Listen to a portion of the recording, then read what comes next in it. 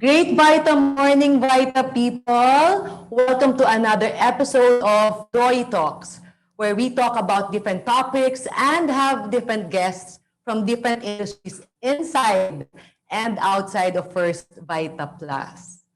Nakakatuwa po kasi marami po sa atin po ang naka-watch party. Natutuwa po kasi every Doy Talks ay marami pong nagtitipon-tipon at ginagawa pong parang event ng grupo para po manood ng Doy Talks. Thank you so much po for supporting Doy Talks. So over the past year, nakaranas tayo ng hindi inaasang pagbabago sa ating araw-araw na pamumuhay dahil nga po sa pandemic. Marami po tayong kakilala na nagkasakit, yung iba po ay naka-recover, pero marami din pong nawala. Sa mga statistics po kaya, ilan kaya sa kanila ang naging financially prepared? Lahat naman po tayo ay apektado, physically, mentally, and of course, financially. During these uncertain times, emergencies happen po in our lives. Hindi lang naman po during the pandemic nangyayari yung mga emergency sa buhay natin. Paano po kung ang pagkakasakit, aksidente o pagkamatay ay mangyari sa atin o sa ating pamilya? Are we financially prepared? Gaano po tayo kahanda? Kung ang sagot po ninyo ay hindi o may pag-aalinlangan, napakaganda pong makinig sa ating pong guest ngayong araw na ito. So how can we handle our finances effectively during this pandemic or even without the pandemic? You know, financial planning is vital o napakahalaga po, lalo na po kung ikaw po ay nagnenegosyo. Upang siguraduhin po na tayo ay handa sa kung ano man po ang mangyari sa ating buhay. And, you know, good planning is the key. So bago ko po ipakilala siyempre ating guest, I know this will be a very exciting topic again. Kung meron po kayong mga questions tungkol po sa topic natin ngayon, mag-text lang po sa 0977-219-2141. Okay, the number is now flash on our screens. Okay, so this morning, Vita people, I invited a resource speaker who will discuss the essence of financial planning awareness.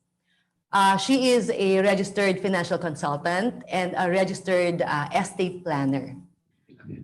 She's also the branch head of FWD Philippines, a resort owner, and president of Aphrodite Financial Consultancy. As a registered financial consultant, she helps people be fully aware of their own financial needs by providing professional advice on money matters. Vita people, let us all give a virtual welcome to Ms. Elsa Mendoza Sambalilo.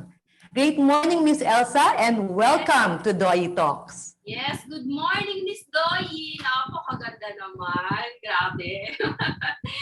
Anyway, so great morning, Vita people. I'm grateful for being part of Doy Talks.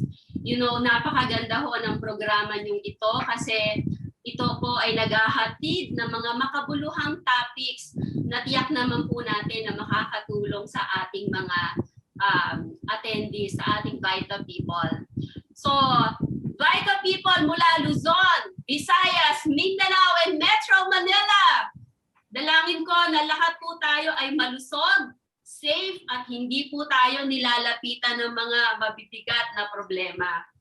You know, it's a great privilege for me to be sharing this virtual floor with a person that I truly admire. Not only because she's beautiful inside and out, but because she's living a life of significance. She has helped a lot of people. I am a witness to that. I've seen a lot of people whose lives were changed. Mga dating OFW, construction workers, driver, housewives, grabe.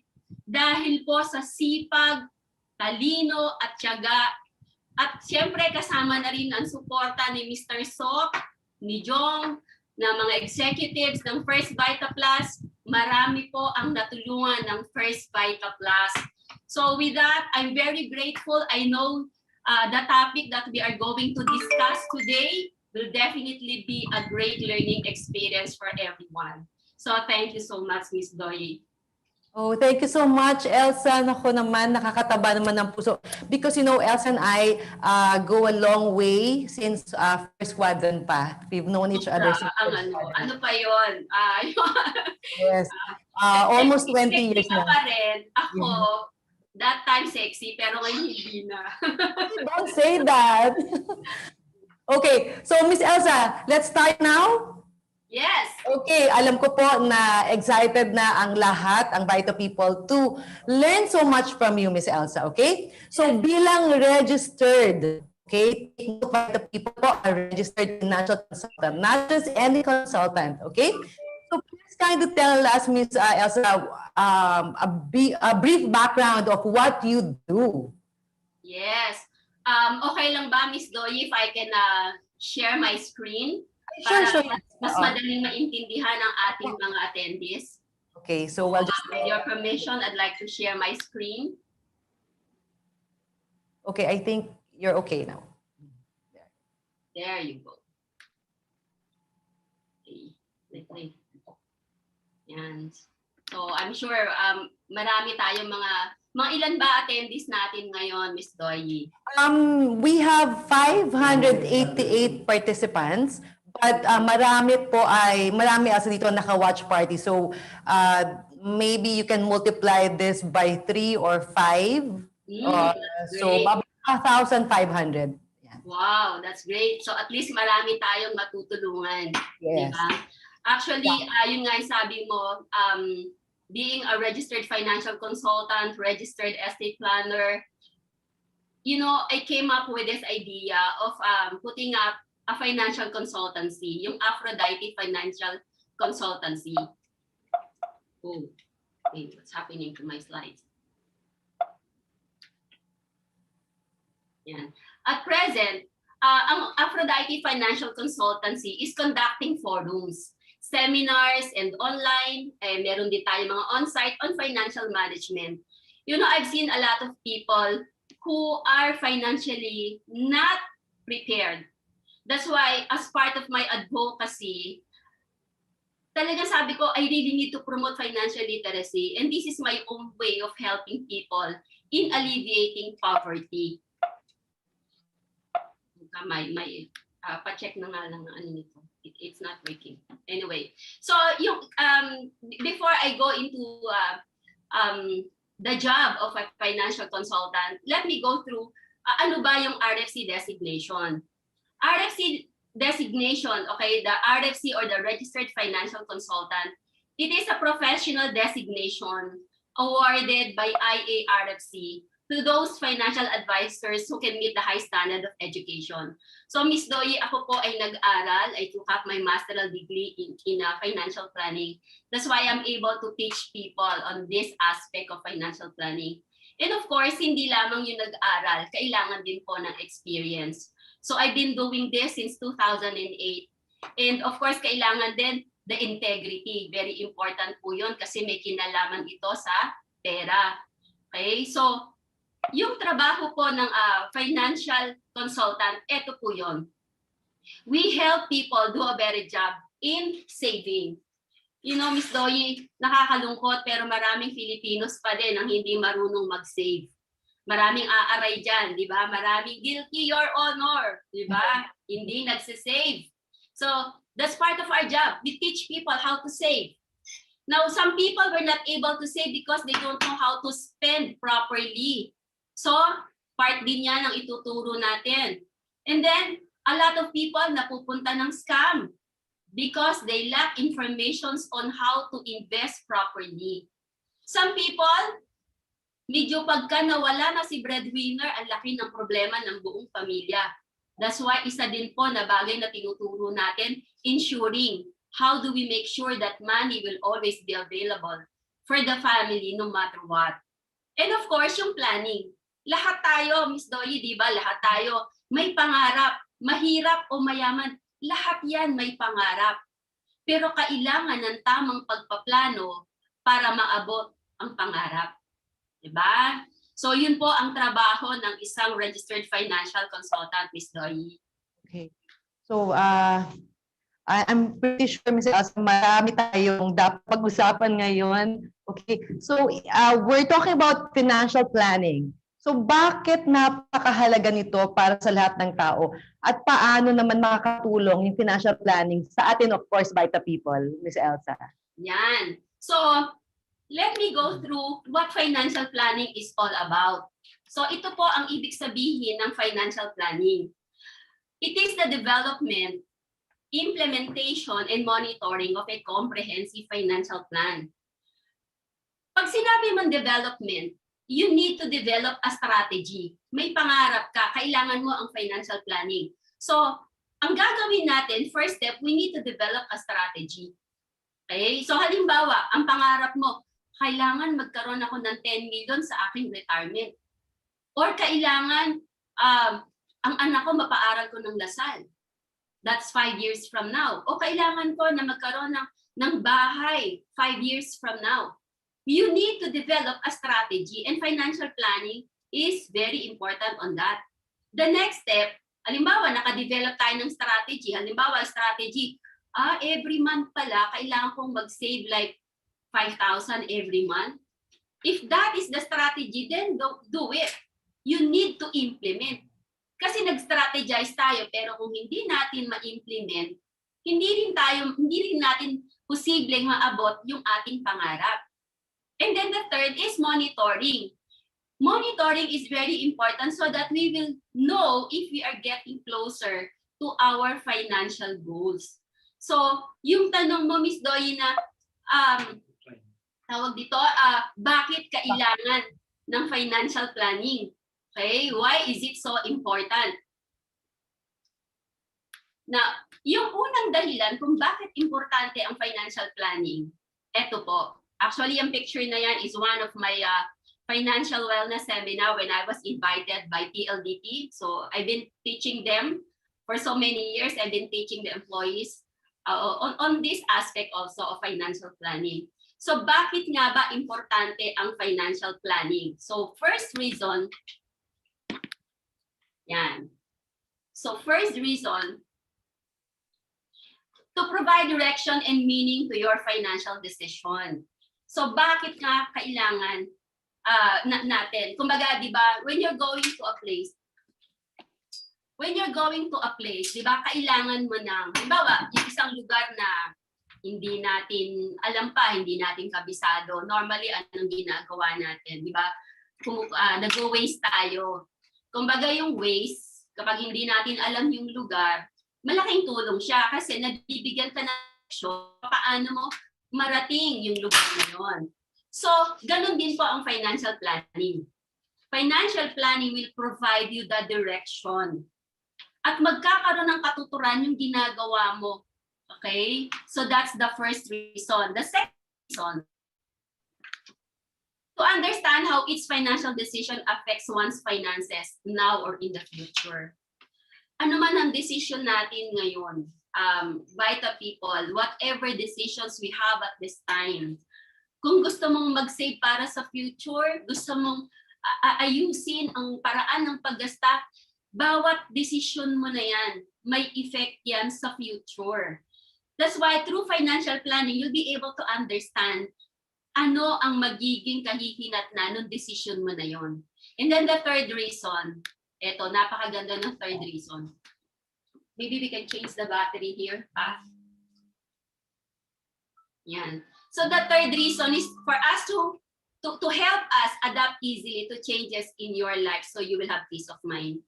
Nung dumating yung pandemic, di ba, wala namang nakakapag-isip na mangyayari yan. Wala, lahat tayo clueless na mangyayari yan sa atin. But for those people who were able to plan ahead, di ba, kahit hindi nila alam na may mangyayari, anong nangyari? Kahit nagkaroon ng pandemic, they were able to adapt easily. Nagkaroon pa rin ng peace of mind kahit sabihin mo na ang hirap ng nangyayari. Pero because of financial planning, they were able to adapt easily. Okay? So, yon ang mga dahilan kung bakit importante talaga ang financial planning, Ms. Doy. Okay, thank you so much, Miss Elsa. You know, sa First Vita Plus, meron kaming path to financial freedom. That's part of our talks. One of, ano yon, regular seminars yon sa First Vita Plus. And then, I had the opportunity talaga to be the one to give it to them during the first few modules of Path to Financial Freedom. And one very important message that nandoon is that it is not how much you earn, but how much you save. Yes, yes, that's very Oh, cool. so yun yung isang bagay na paulit-ulit ko ring sinasabi na hindi naman kung gaano kalaki ang cheque na kinikita mo sa First Vita Plus ang magiging paraan para maging financially free ka, okay? But it is really how much you have saved or how much you save or how much you are saving, parang ganyan. So Miss Elsa, I know yung financial planning is not only applicable during pandemics like ito nga yung nangyari sa atin, wala namang may kagustuhan ng mga nangyari. But even in everyday lives, okay, na napaka-importante pa rin na magplano tayo tungkol sa finances. So, ano-ano yung mga importante bagay na dapat pagplanuhan para matiyak na tayo ay handa? Ano mang challenges ang dumating sa ating buhay, be it a pandemic or, you know, kahit na si Bill sa 30, meron kami tatawag na mas nakakatakot na sakit na virus, yung bills sa 30, which is yung bills every 15th. Bills every 30. So, ano yung mga importanteng bagay na dapat pagplanuhan para matiyak na tayo ay handa ano man yung challenges na dumating sa ating buhay. So, maybe you can share with us with Vita. Yes, oo. Yun nga, so kaya nga tayo ay nag-join. Good thing ang First Vita Plus, meron din ganong program. So malaking tulong yan para sa lahat ng Vita people natin. So kami din, we joined this advocacy to promote financial literacy because that is really very important. Because financial literacy will bring us to financial wellness. And the main objective is for us to fight poverty. So, pwedeng labanan ang kahirapan eh. 'Di ba? Pero meron tayong mga kailangan gawin. Now, ito po yung mga scopes ng financial planning. Ito yung sinasabi natin na kailangan nating paghandaan. Okay? Ito yung mga bagay na kailangan talaga bawat isa sa atin, pinaghahandaan po natin. Okay? May pandemic man o wala. Okay? So, one is education funding. The other one is income continuation planning, retirement planning, investment and fund accumulation, risk management, and estate planning. So briefly, I wanted to discuss them. Yeah. Medyo nawawala itong ano niya. Pakipalitan ng battery. Yung battery niya hindi masyadong.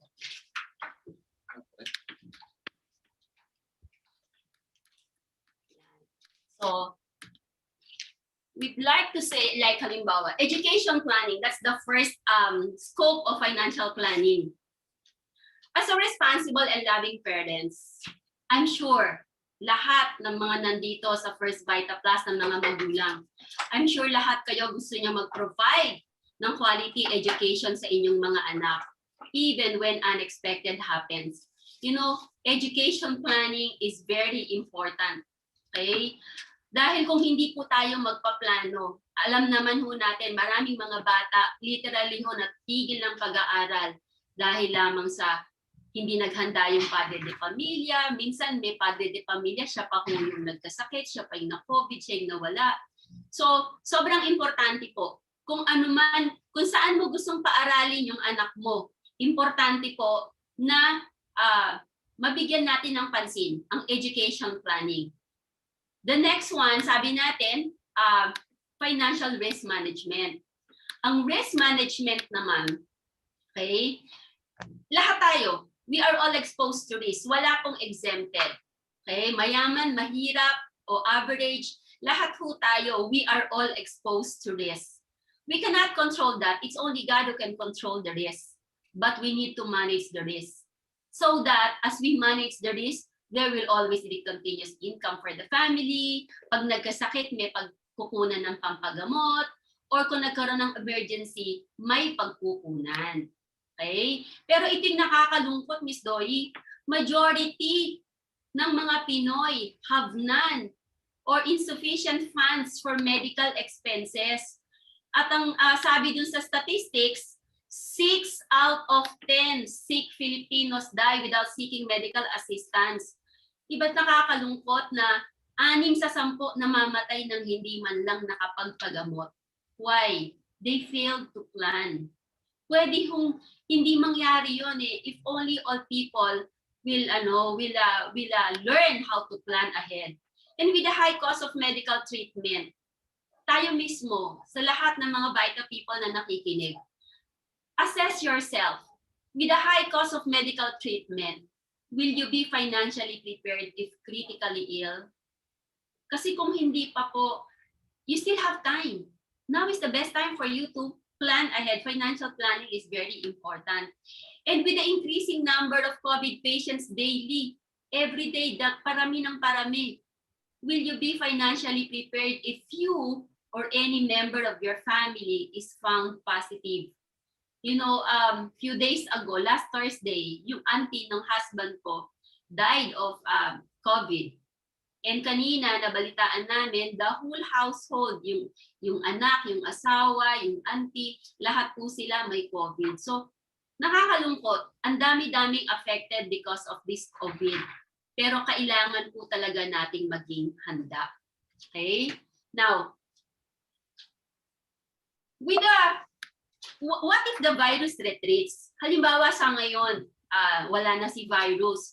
But what if the virus retreats? Halimbawa, bumalik after a year. Kumbaga, walang nakakatiyak hanggang kailan eh. Paano kung nawala tapos bumalik? Are we financially prepared? Okay? Now, so ganun po ka-importante talaga na lahat tayo pinaghahandaan natin. So yun po yung risk management. Now, the other one, for some people, they would say, Miss Elsa, okay lang ako kasi ang dami ko namang savings. Okay? Okay naman ako. But you know what? Without financial planning, your savings is at risk. Okay? So, posible na baka pati yung iyong tinatago-tagong piggy bank maging skeleton na wala ng laman. So, we don't like that to happen. Yung ATM natin, di ba? Without financial planning, even your savings is at risk. And not only your savings, even your investment. Pwede kasi na without proper planning, pag nangailangan ka, at what happens? Isa-isa mauubos, di ba? Benta ng kotse, benta ng bahay, benta ng paano-ano, di ba? We don't like that to happen. That's why financial planning is very, very important. And a lot of sick people die, not because there's no medicine, available ng medicine, but because there's no money. Kaya kailangan handa. Okay? Now, ito yung simple tips on how to save on medical costs. Okay? First tip, dapat lahat tayo merong regular exercise. Ayan, guilty rin ako dyan, Your Honor. So, kailangan meron tayong regular exercise. Makakatipid po tayo sa medical costs, hindi tayo basta magkakasakit. And then, of course, we need to eat healthy. Healthy food, drink VitaPlus, drink more water. Diba? Break that bad habits. Kung baga, kung nagsisigarilyo ka ng mga 5 packs, maybe this time, i-reduce mo yan into 2 or later maging 1. Diba? Consult your doctor. Kapag may nararamdaman, prevention is better than cure. Mas mabuti po na mag-consult agad sa doktor. Go generic. You can ask your doctor. Baka, kasi ang mamahal ng gamot, pero ang generic drugs ay maayos naman din po. Mas makakatipid kayo. And kung halimbawang talagang nangyari na tinamaan pa rin ng sakit, you have to be ready when it happens. So, paano ka magiging handa when it happens? First, Vita people, kailangan po lahat kayo as much as possible, have a health card. Kumikita naman, diba? Why not get a health card from an HMO? That will be a big help for you and your family. Second, you need to have PhilHealth. Kasi Malaki din po ang nababawas in case magkaroon ng sakit. Malaki din ang mababawas expenses kung kayo po ay may PhilHealth. And then the third, kailangan, ito po napaka-importante, kasi ang health card, mga nasa 80,000 lang din ho, minsan ang mga naipo-provide. Minsan nasa 100,000, depende din sa limit. Ang PhilHealth, cute lang din naman ho ang pwedeng bawasin. So halimbawa, if you're talking of a dreaded disease that will cost millions, may mga nagko-cost ng 2 million, 3 million. Yung hipag ko, umabot ho siya ng 6 million. She was diagnosed of leukemia. A health insurance from an insurance company will be a big help. Small amount of savings, but definitely you will be provided for that. Now, the other scope is investment planning. Okay? So sa investment planning, ito naman ho yun. Ito natutunan ko to when I took up my masteral degree in financial planning. Kailan ba nadodoble ang pera? Okay? Halimbawa, may 1 million ka, kailan siya mag-2 million? Meron kang 3 million, kailan siya mag-6 million? Ang tawag po doon, rule of 72. So, 72 over the interest rate that you're getting equals the number of years to double your investment. So halimbawa, kumukuha ka halimbawa ng 1%, 72 over 1% is 72 years. So sa ngayon po, ang mga interest rate ng time deposit is 0.1875. So 72 over 0.1875, that's 384 years to double your investment. There are investment instruments that will give you around 8%. So that's about 9 years to double it. O kung na mga investment that's giving you 5%, that's around 14 years to double your investment. And then ito po, galing yan sa Google, ito current rate, okay, ng mga iba-ibang bangko. So ganun ka-cute ang ating mga interest rate sa ngayon. So, pero alam naman ho natin na ang inflation rate sa ngayon is 4.5%. So, ang ibig lang kong sabihin yan, Vita people, kung ang inflation rate is 4.5, pero ang kinikita ng your time deposit is 0.1875, ang ibig lang sabihin nun, your money is not even coping with the inflation. So, do you know how much you're losing? Gaano kalaking pera ang nawawala? Halimbawa, ang laki-laki ng pera mo na nasa bangko. Gaano kalaki ang mga nawawala? So, sa bank savings deposit, 0.0625. Time deposit, 0.18. So, kung meron kang checking account, baka yung karamihan ng kinikita mo sa Vita nasa current account, that gives you 0%. Okay? So, yung inflation rate at 4.5%, that only means your money is not really even coping with the inflation. Now, second to the last na scope, ito lang yung medyo mahaba lang natin discussion, Ms. Doyi. The second to the last is retirement planning. Lahat po tayo, importante mo na pinaghahandaan natin ang retirement. So, do you want to enjoy the longest holiday of your life? We all need retirement planning. Because pagdating ho natin ng retirement, dalawang bagay ho ang pwedeng mangyari. It's either you enjoy your retirement or you retire from your enjoyment. Alin ang mas gusto natin doon, di ba? I'm sure si Ms. Doy mag-e-enjoy ng retirement ito. But for some people, hindi natin tiyak. That's why retirement planning is very important. Okay? So ayaw naman natin na pagdating ng ating retirement, naghahanap pa tayo ulit ng trabaho, di ba? Or nag-aantay tayo ng ayuda o pumipila tayo dun sa community pantry. Diba? So, ayaw nating mangyari yun. Kasi pagdating ng retirement, diba, tigil ka ng trabaho, pero pagdating ng mga panahon na yun, ano yung mga immediate concerns mo? For sure, ang dami mong inaalala. Diba? So, halimbawa, sa ngayon, nag-save ka para sa retirement mo. Pero, 3 years pa lang, naubos mo na, ano options mo? Diba? Wala kang magiging options. Pagdating ng mga panahon na yon, do you still have to pay for your electricity, your water, and grocery bills even if you are already retired? Definitely yes.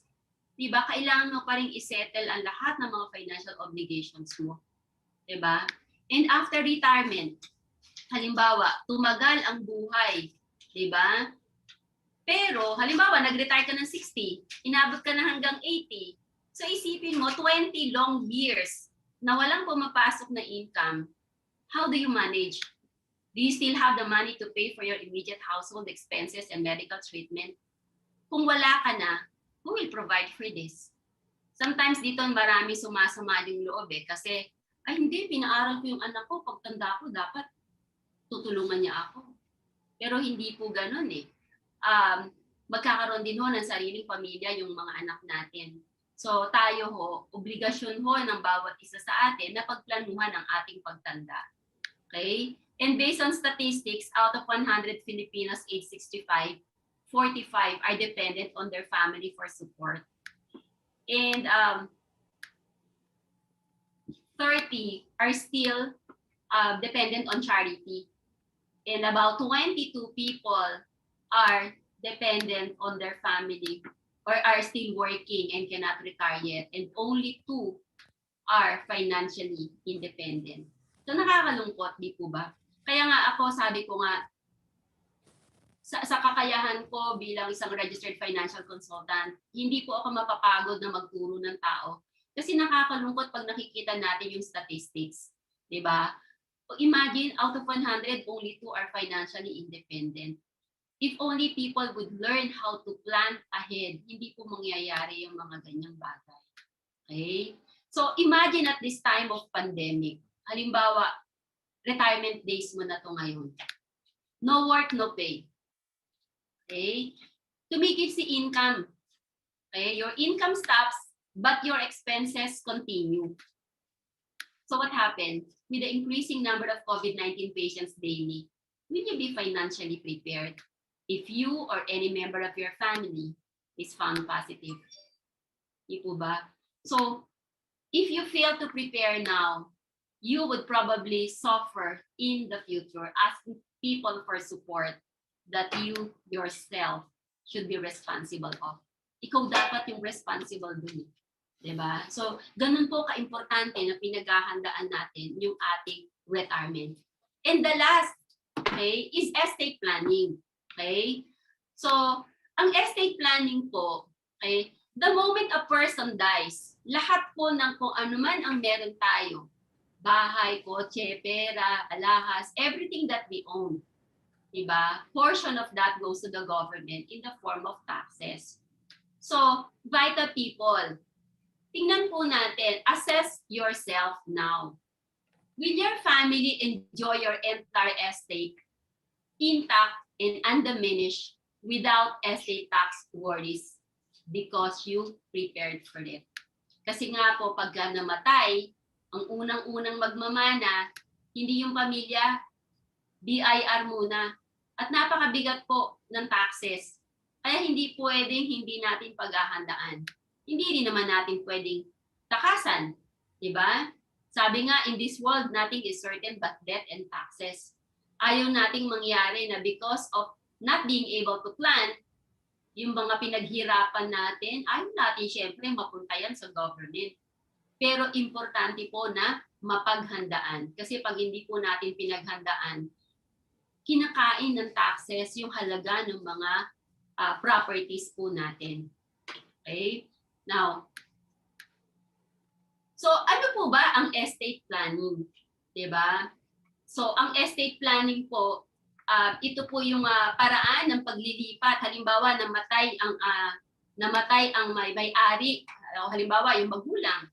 Estate planning is the act of preparing for the transfer of a person's wealth and assets after his or her death. Okay? So pagka namatay, di ba? Ililipat yung pag-aari. Okay? So, yon Miss Doyi. Yun po yung mga bagay patungkol po dun sa mga scopes ng financial planning. So we will learn about education planning, investment planning, risk management, retirement planning, at itong pinakahuli ay estate planning. So, Miss Doyi. Okay, so ang pinaka-importante po na salita na habang ako po ay nakikinig is yung salitang planning. Yes. Sa pagpaplano. So siguro po hindi enough that na meron tayong negosyo katulad sa First Vita Plus. Mm-mm. Kung hindi, yun nga po, para maging prepared tayo, hindi lang po sa kahit na anong pandemya, kung hindi sa pang-araw-araw nating pamumuhay, is that we have properly planned everything. So, Miss Elsa, I know that this will not be the last time that we will be with you, no? Kasi I'm after po today, Miss Elsa and I will talk about yung mga future po na kasi ito po ay yung pag-uusap natin ngayon ay napakadami pong mga topics.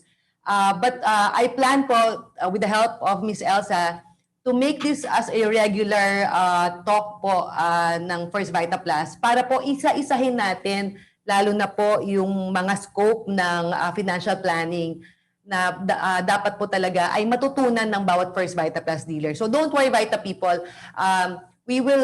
Miss Elsa will give an in-depth o mas malalim po na talaga na talakayan sa bawat topic po na diniscuss niya sa atin about planning. Okay? So, Miss Elsa, alam ko na maraming taong gusto namang makapag-save para sa future. Pero minsan, kahit na meron silang First Vita Plus na negosyo, hindi pa rin nila magawa. Kahit na nga nung meron kaming Path to Financial na module,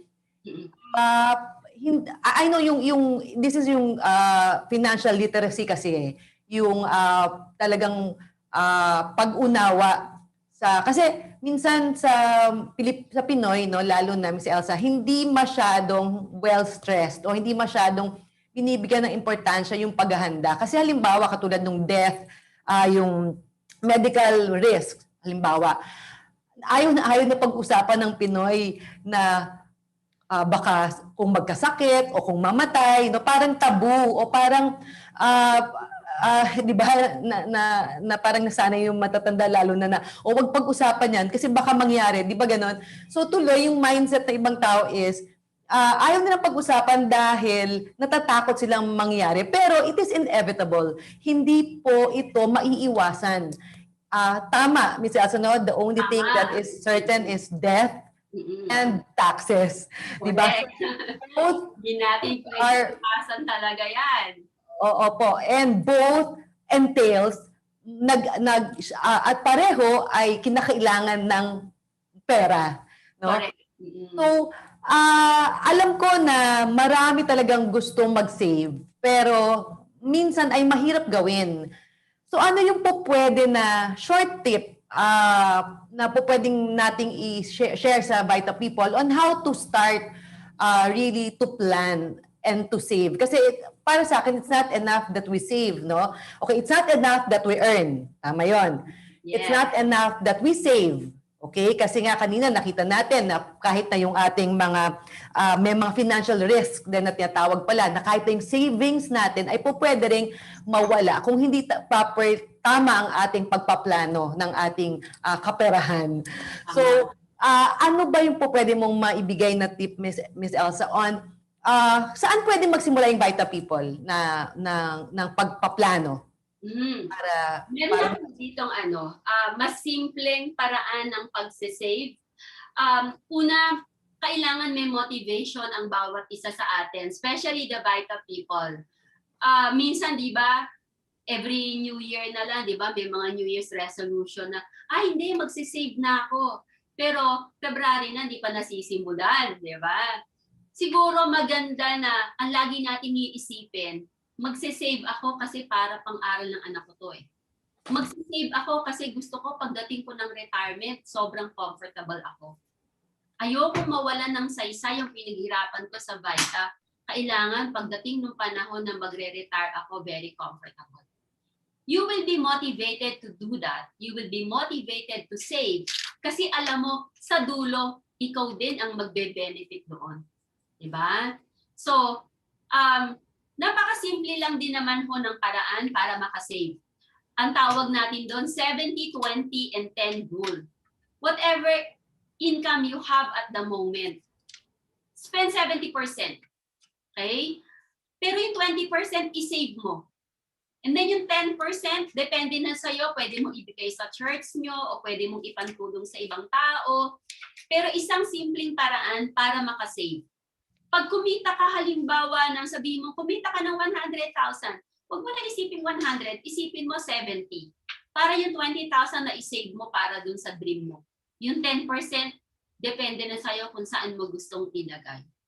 Okay? So, kasi pag hindi po tayo nagkaroon ng tamang disiplina sa pagsisave, posible ang future ho natin, di ba? Mas lalong nakakalungkot kapag naranasan mo na ang maayos na buhay dahil sa First Vita Plus. Pero dahil hindi ka natutong magplano, baka mawalan ng saysay, di ba? Sayang naman. Di ba? Gagawin mo yon dahil mahal mo ang pamilya mo. Okay? So, yun po, Miss Doyi. Actually, tama yung sinasabi mo, sobrang bitin ng oras. In fact, yung bawat scope ng financial planning, Miss Doyi, sobrang interesting nung topic na to na kailangan talaga ng in-depth. In fact, lalo na ang estate planning, kailangan talaga ng mas malalim na pagtuturo, mas himay-himayin para mas maintindihan ho natin. Like halimbawa, tulad ng estate planning, akala natin as we invest on properties, di ba, namimili yung karamihan sa inyo ang gagara talaga ng mga bahay, ng kotse, without knowing that the moment na tayo nag-go to heaven, finish or not finish, sabi ni Lord, pass your paper. Pero the moment na mangyari yon, portion ng lahat ng pinaghirapan natin goes to the government in the form of taxes. So pag hindi natin yung pinaghandaan, kawawa yung pamilya. Paano kung hindi sila handa? Saan sila kukuha ng pambayad ng taxes? Hanggat hindi nababayaran, di ba, paano matatransfer yung property? Miss Elsa, magkano na ba ngayon ang estate tax? Parang before it was 30%, ngayon yes. Good thing because of train law, bumaba na, Miss Doyi. So 6% na lang. Oh, okay. So, at least maliit na lang. So malaking tulong na rin yun para sa atin. Kasi yung iba, dahil ang laki-laki ng babayaran taxes, ang nangyayari, nag-e-evade na lang. Pero hindi solusyon yon, di ba? Kasi hindi na lang nagbabayad, ang ibig sabihin, no? Hindi na lang nagbabayad. Marami kong hindi nagbabayad. Dati kasi, I remember it was 30%. Yes. When my father passed away and then my mother passed away also, 30%, we had to pay 30%.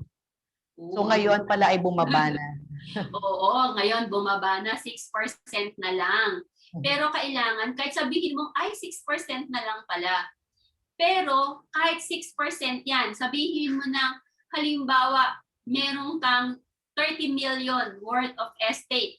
Pag sinabi po natin, Vita people, pag sinabi nating estate, everything that you own. Bahay, kotse, kung meron kang kondo, pera mo sa bangko, lahat po yun. That forms part of the estate. So if it's 6%, Ms. Elsa, that's 1.8 million pala, no? If you have 30 million worth of assets, be it property or cash. So yung 1.8 million pala ay mapupunta sa government. Actually, meron naman mga personal deductions. Like halimbawa, personal deduction of 5 million. And then, meron pang extra na 10 million para dun sa halimbawa, bahay mo talaga yon. So, 15 million more or less. So, 15 million, kung 30 less 15 million ay taxable. Oo, ng tax. But still, that's 900,000, di ba? So, it's a lot of money. That's still a lot of money. Kung hindi din ho pagpaplanuhan ng bawat isa, pagdating ng panahon na yon, especially kung yung mga bata lang yung naiwan, hindi nila alam anong gagawin ko, paano malilipat yung paano lilipat yung property. Hindi po talaga malilipat yung property hanggat hindi nase-settle ang estate taxes. Okay. So siguro, Vita people, talagang magkakaroon tayo ng mas malalim na talakayan on the scopes of financial planning. Isa-isahin po natin yan. Siguro it will be like one topic per discussion in the future with Miss Elsa, no? Kasi gusto ko talaga, Vita People, maintindihan natin yung kahalagahan ng financial planning. Because lahat po ng ginagawa natin, lahat ng trabaho natin na walang tulog, walang tulugan, walang kainan, no, para lang makapag-ipon, mawawala to lahat kung hindi natin paplanuhin ng tama ang ating pera. Okay, so I think more than earning with First Vita Plus, yun talaga pong saving and planning ang napaka-importante. So we will have marami po, this will be a regular thing, Miss Elsa. So yeah, and then you'll be with me to discuss, and kayo na lang po alone to discuss kasi you are the expert on this. Okay. I'll be glad to do that, Miss Doy. In fact, sabi ko nga sa'yo, this has been my advocacy. Talagang ginagawa ko po talaga ito na, sabi ko nga, binigay sa akin ni Lord yung skills, tapos nag-aaral pa ako, and the heart is there. I really have the sincere intention to help people. Kasi parang dinudurog yung puso ko pag nakikita ko na napapariwara yung mga tao dahil lamang sa hindi po sila natuto. Yes. May nagturo lang, di ba? And especially with our business, with sa First Vita Plus, no, napakalaki ng perang pwedeng pumasok sa isang tao, regardless of sino. Maging sino ka man, kung dati kang walang-wala, pwede kang magkaroon kaagad-agad ng malaking pera. So siguro yun minsan yung problema ng marami rin sa First Vita Plus. Pag nakahawak tayo ng malaking pera agad, hindi natin alam kung paano natin i-manage, kung paano natin hawakan para hindi na rin siya mawala. Kasi marami na over the years, we're nearing 20 years, marami ako nakita sa First Vita Plus na yumaman pero yung ending is unti-unti ring nawawala, na gagastos ng hindi tama kasi walang tamang gabay kung paano at ano ang gagawin sa kanilang sa pera. So, my next question is, maraming ang tao na, lalo na sa First Vita Plus, na maayos na ngayong kalagayan. Ngayon, more, as compared to before, may mga investments na, properties, mga pera sa bangko. So, kailangan pa rin ba nila ng comprehensive financial planning? Papaano ito? What is comprehensive financial planning for them? For those people na meron ng naitabi, meron ng na-save, meron ng na-invest, etc. Yan. So, actually, para dun sa mga tao na may mga natabi na, may mga investments na, all the more na kailangan talaga ng financial planning. Why? Kasi nasubukan na din nila, o kumbaga may pera na sila posible na kung halimbawa hindi nila alam, nilagay lang nila pala sa bangko yung pera nila na kumikita ng 0.1875. With the inflation of 4.5, hindi nila intindihan, ang laki pala ng nawawala niya. Diba? That's one. Pangalawa, maganda na yung ano nito Kumbaga, angat na yung kanyang lifestyle. So gusto natin patuloy na magiging maganda ang lifestyle niya. That's why, importante na pagplanuhan ang lahat ng scopes. Okay? Mula sa, kumbaga, sabi nga natin, ang dami na niya naipon, may savings na siya. Pero, pwedeng isang sakit lang, maubos lahat yun Diba? Hindi natin pwedeng panghawakan yun. Kaya kailangan pa din talaga ng financial planning. Kahit sabihin natin, mayayaman na yan, mas kailangan pa rin talaga. Para mas pangalagaan natin yung savings niya, yung investment niya, yung future ng family niya, yon. Okay. Siyempre, sa First Vita Plus, we want to have financial freedom. No? Yun yung time freedom, health freedom, and then financial freedom. Yun yung magbubuo ng ultimate freedom. So freedom, meaning kalayaan. So pag sinabing financial freedom, ito naman yung talagang itinuturo natin at the goal, no, the objective of the business. Maging sino ka man, magkaroon ka ng financial freedom. Ibig sabihin ay kung kung yun nga, may mga emergencies na mangyari, meron kang pagkukunan, meron kang pera, kung ano man ang kailangan mo, your needs and your wants and your expenses, meron kang pagkukunan. So, ito yung financial freedom na ina-attain o inaasam o goal ng bawat isa sa First Vita Plus. So after that, syempre, marami rin sa atin no na iba na rin ang kalagayan sa buhay, guminhawa na. Pero minsan hindi inaasahan. Yun nga, the only certain in this world is death and taxes. So sa kultura natin lalo na, Miss Elsa, parang hindi nakasanayan kasi gumawa ng will, no, yung last will and testament na tinatawag. Maraming nagsasabi na ito ay yung estate planning at will writing ay para lang sa mga mayayaman. Gusto kong i-explain mo, Miss Elsa, na hindi yun totoo, no?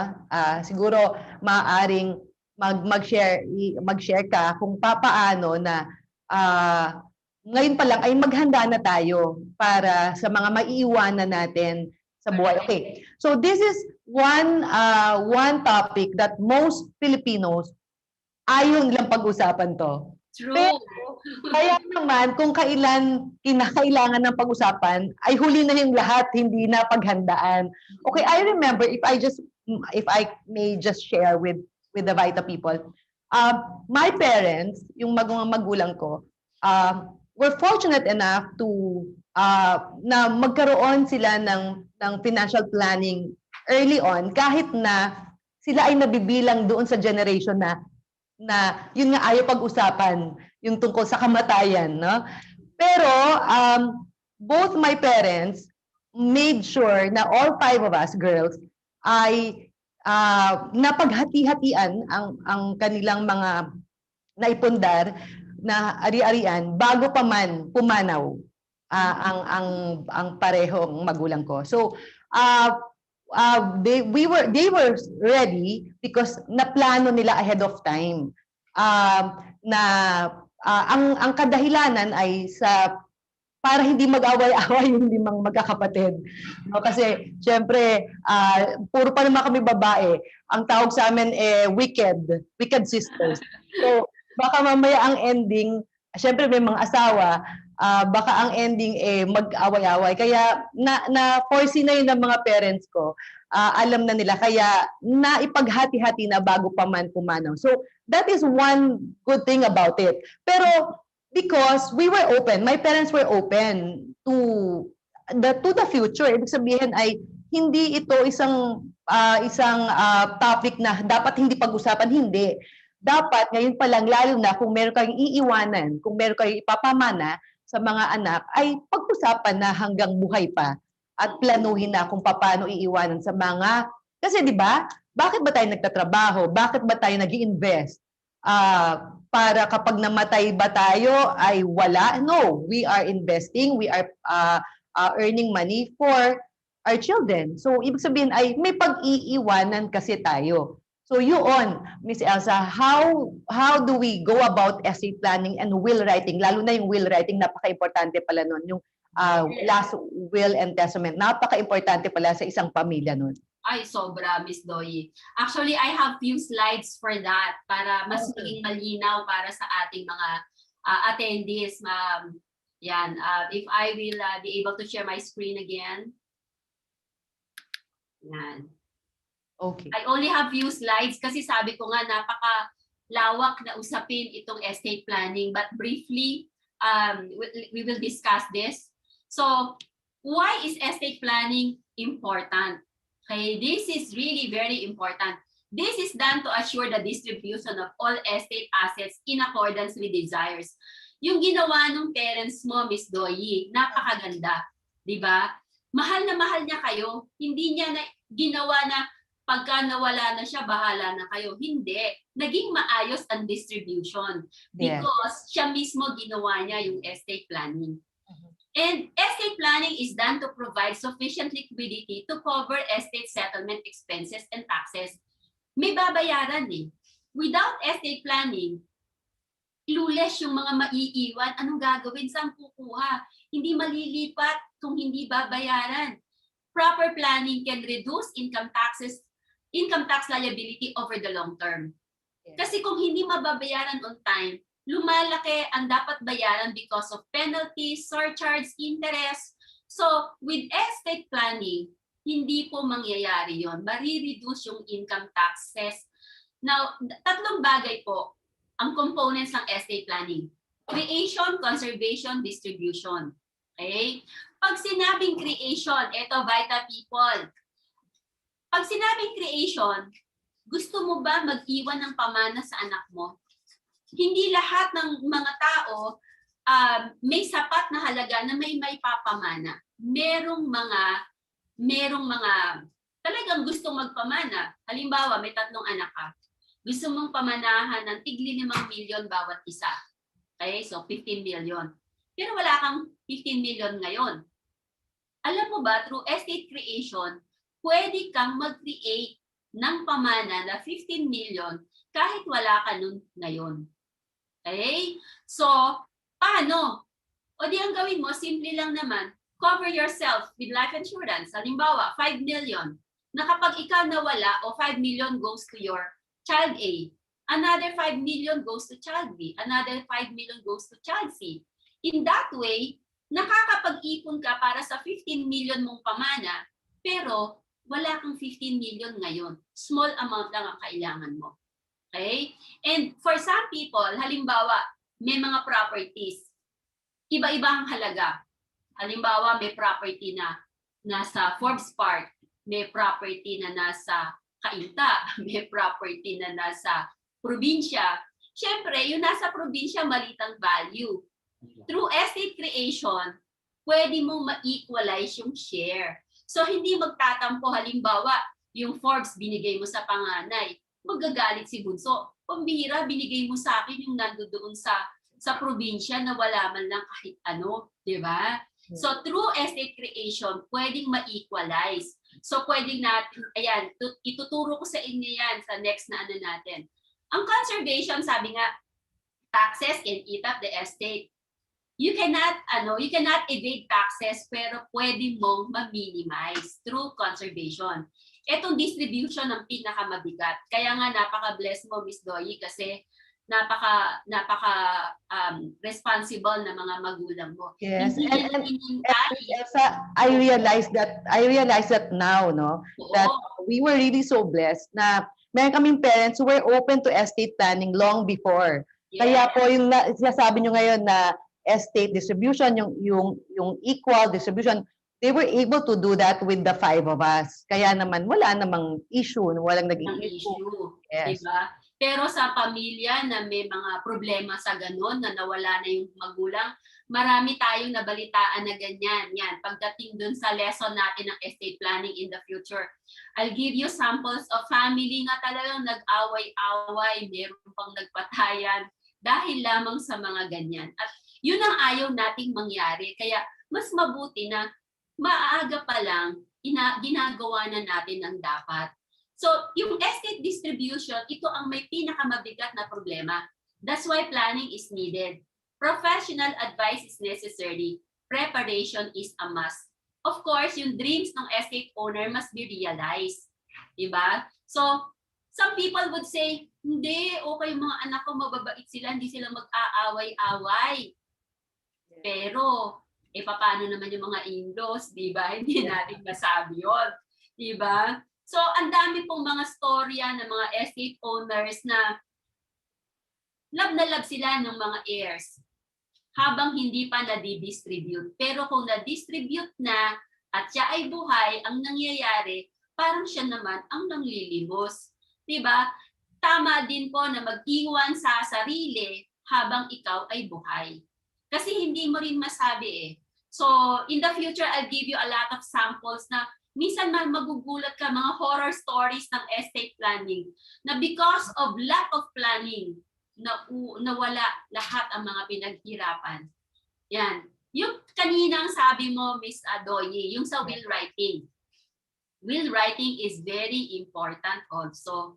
Will writing is part of estate planning. So yung will, alam naman natin yun. That's the legal document na nagsasabi paano i-distribute yung kanyang estate kapag siya ay namatay. Testator, siya yung magbibigay ng will. Yung heirs, siya yung pamilya na tatanggap, yung mga anak normally or yung spouse. And yung executor naman, he is appointed to administer the last will and testament of a deceased person. So very important po ang paggagawa ng will.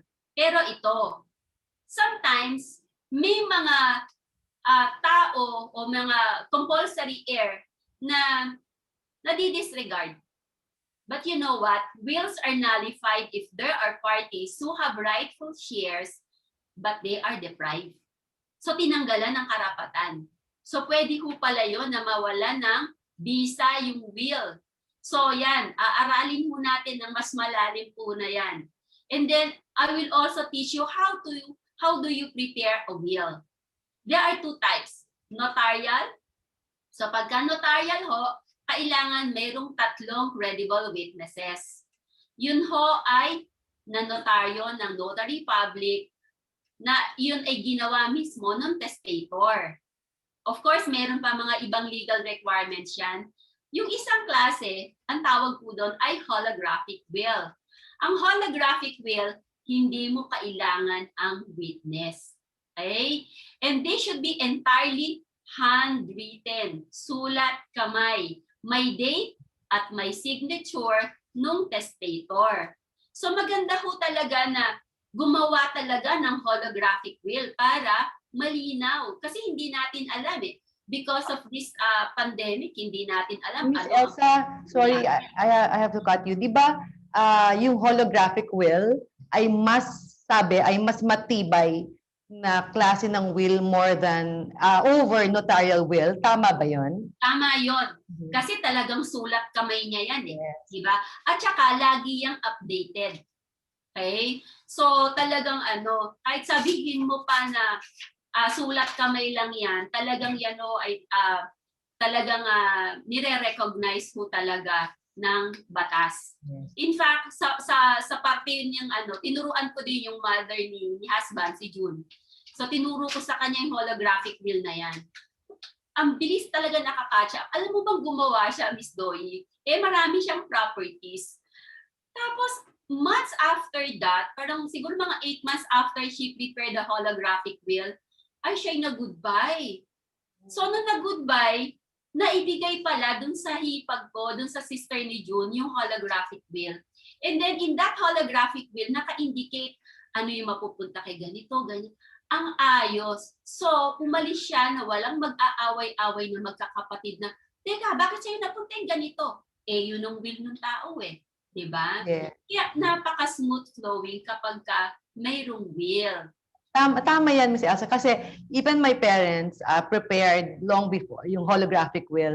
That's why wala talagang naging issue because sinunod kung ano yung nararapat, galing talaga sa kanila yung wishes nila ay nasunod dahil sila yung sumulat talaga ng will.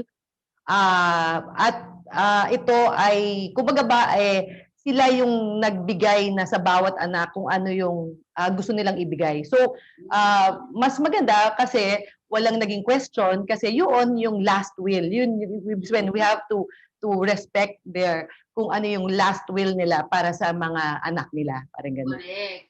At saka doon, alam mo, pag gumagawa ng last will, ramdam mo kung gaano kakamahal nung gumawa ng will, di ba? Kasi doon sa will, pwede ka pang magbigay ng advice, pwede kang magbigay yung lahat ng bilin, kaya nga huling bilin di ba?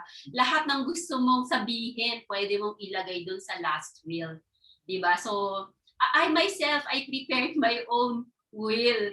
So, ako, every time na pag nire-review ko yung aking ginawa na will, hindi ko maiwasan, Miss Doy. Ako mismo naiiyak talaga. Pero feeling ko, di ba? Yeah.